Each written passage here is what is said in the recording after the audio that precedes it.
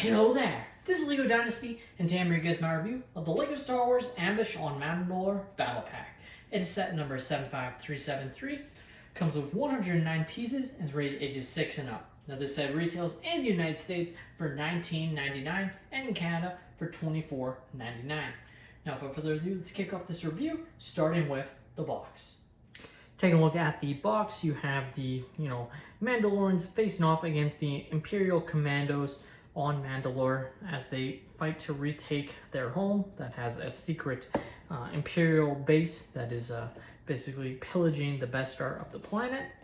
Flipping the set around shows, some of the play features, if you want to call it that, as there's really not a lot of play functionality in this battle pack. In fact, as far as I'm aware, this is our first battle pack that is entirely sort of environmental based, with no speeder, no droid to face off against, no command station, nothing really there. It's just scenery, and it's also our first battle pack that really combines with a larger playset to create a sort of pseudo super playset.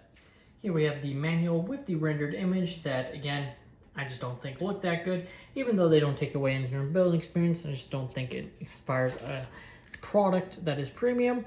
Back of the manual does have advertising of the other LEGO Star Wars June releases that came out alongside this set, including showing off the Ambush on Mandalore Battle Pack again, along with the Luke Skywalker mech, Captain Rex Microfighter, and the Moff Gideon vs. Paz Vizsla battle set. Now, these were the extra pieces I was left with, a couple of studs for the stud shooter weapon and some slope pieces, along with basically an entire bag of these, parts here that are meant for the Mandalorians, antennas for their helmets. As these are all packaged together, you get some extra visors that you can add to your clone troopers, etc. So definitely pretty nice, but definitely at this point getting a lot of these days. Take a look at our first minifigure of two included in the set. We have the Imperial Commando, as these are basically stormtroopers or specialists in these best star outfitted armors. So definitely really nice and look very unique, and really cool design here. Love the printing from the torso to the belt to the legs, just looks absolutely outstanding. No arm printing. Has a similar backpack print that we got with Moff Gideon in the Moff Gideon vs. Paz Vizsla battle set, including this really cool brand new jetpack, brand new helmet mold, which looks really awesome, and just a plain black face underneath. And these are the exact same figures for the both of them. You are just left with two of them, and overall they're pretty nice. Should show off the back printing real quick, which once you take off this jetpack piece, looks like that. Nothing too crazy, but still great detail there. And just in general, a pretty nice figure here. Our next minifigure is the Mandalorian Night Owl. These are the female characters that serve directly under Bo-Katan. At least generally they are female. They could be male characters, but this one is definitely just based on the armor scheme and how it looks, gives it a more feminine look here. So overall, when this set was first rumored, we thought this was going to be Costa Reeves, who is Sasha Banks, the actress's character. And while it's definitely similar armor sets, they've said it's just a general Mandalorian Night Owl, and to top it off, they gave us no face print. So definitely interesting. Generally, these characters would get faces underneath them in the past, but it goes back years ago, of course, so the fact they're giving us back black heads, I guess makes some sense. Would have been nice for some face prints, I guess, but definitely allows you to not have basically an army of the same clones, since you can just swap out your figures' heads with any Lego heads you have yourself, and not have to worry about them being all the same all the time. It does have a very nice gunmetal jetpack here, which you can pop off to reveal the back printing here, which looks like so. Definitely pretty nice overall there. Next up, we have the Mandalorian Warrior, and again, this is another great figure. Has very similar color scheme to the Mandalorian Night Owl minifigure, but just some slight differences that definitely give it a more manly, I guess is the best way to put it, or a muscular look.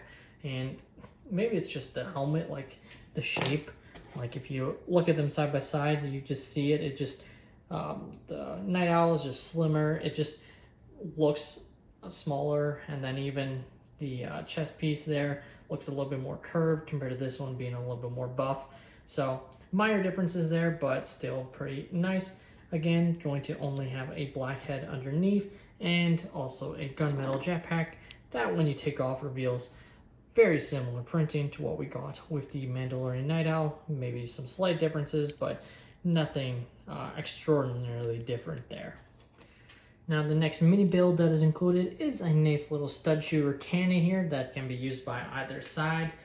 The box has it being used by the Imperials, but could be used by the Mandalorians. It's not going to really matter.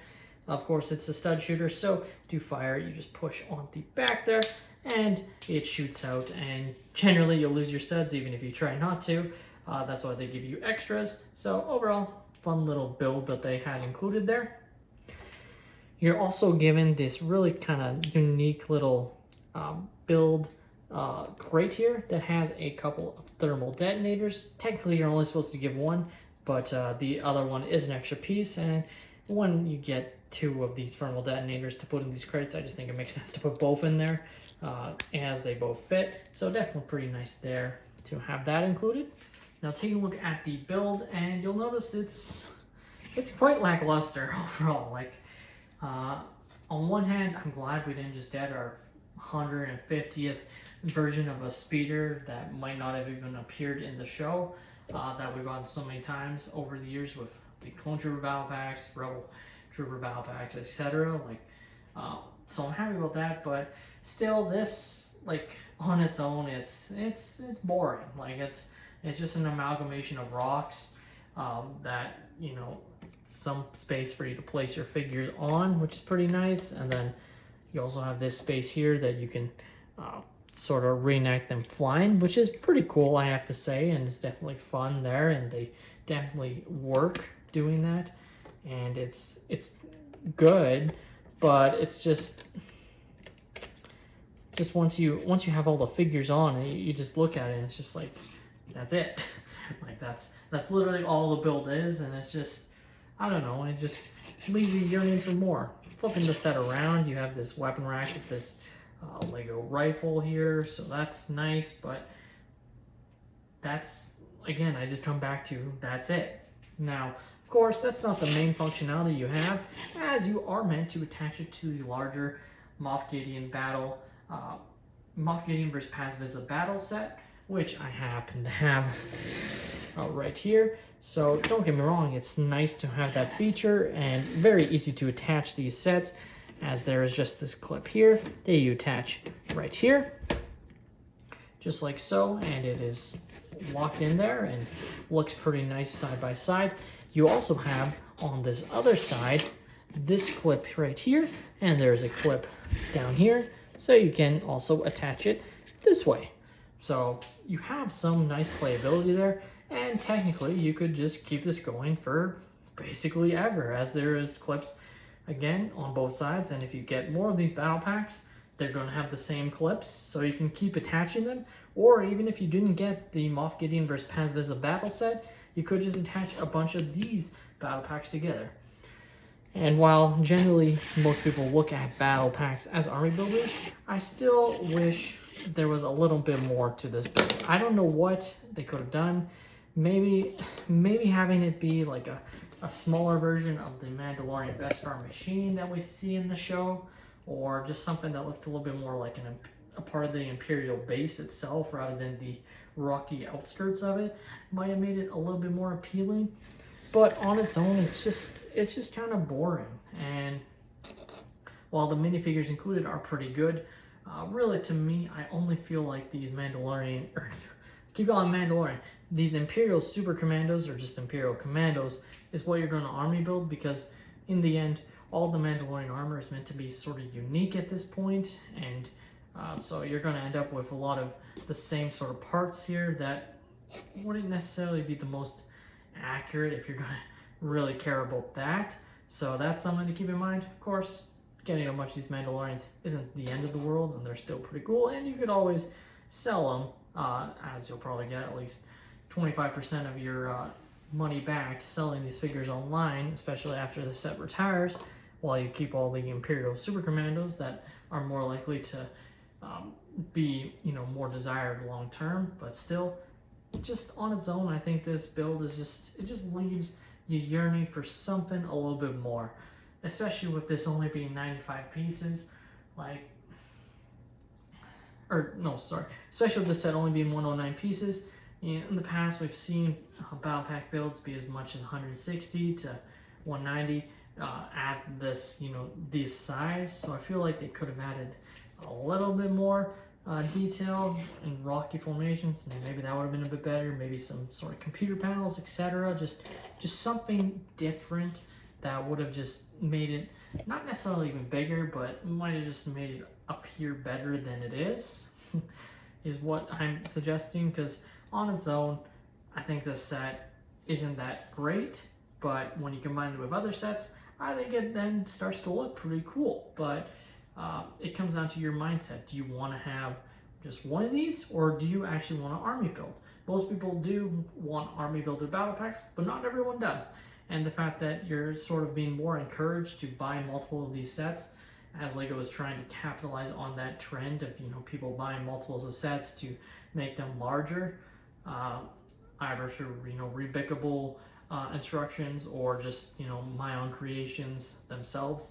That's what they're trying to basically not combat, but, you know, take advantage of here, which on the surface is understandable. Like, LEGO wants more money, of course. They want to get as much money as they can, but it just, sometimes the execution just isn't the best, and I feel like this set is just missing something.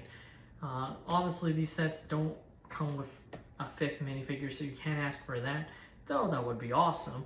But, you know, it just feels like they could have had something else, and that's probably why they included this, you know, stud shooter and this crate, just to add something else. So, because they realized, like, imagine if it didn't have this and it was just that. Like, it's crazy how much of heavy lifting like something like this is doing. Like the crate, at the end of the day, doesn't really matter. You can place it on the set wherever you want, I guess. But this set here, you know, is basically the only play functionality of the entire set. The LEGO Star Wars Ambush on Mandalore Battle Pack is, to me, you know, had potential, has great minifigures, but the build itself just sucks more than even your typical battle pack builds normally do.